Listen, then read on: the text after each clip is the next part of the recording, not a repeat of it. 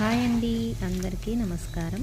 ఈరోజు మనం చూస్తున్నది వచ్చి కారం చట్నీ. ముందుగా ప్యాన్లోకి ఆయిల్ వేసుకొని పోపు దినుసులన్నీ వేసుకున్నాక దీనికి కొంచెం మినప్పప్పు మరియు శనగపప్పు కొంచెం ఎక్కువ వేసుకోవాలండి.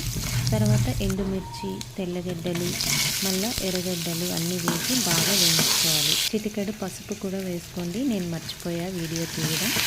నెక్స్ట్ టమాటాలు బాగా దూరగా వేయించుకోవాలండి, బాగా వేగాలి, అన్నీ మగ్గిపోవాలి. బాగా మగ్గాక కొంచెం చింతపండు, ఆల్రెడీ టమాటాలు వేసుకున్నాం కాబట్టి పులుపు కొంచెం వేస్తే సరిపోతుందండి.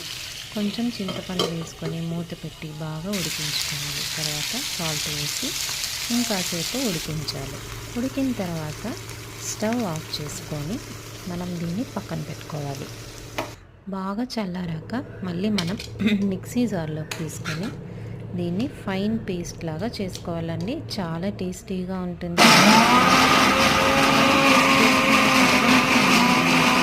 మంచిగా నెయ్యితో పోపు వేసుకుంటే చాలా టేస్టీగా ఉంటుంది. మీ ఇంట్లో వాళ్ళందరికీ ఫేవరెట్ చట్నీ అయిపోతుంది. మరి అందులో పోపు వేసుకున్నాక మనం ఇలాగ ఇడ్లీకి కానీ దోశకు కానీ వేడి వేడి అన్నంలోకి కూడా తీసుకోవచ్చు. మీరు కూడా ట్రై చేసి ఎలా ఉందో నాకు చెప్పండి. Thank you.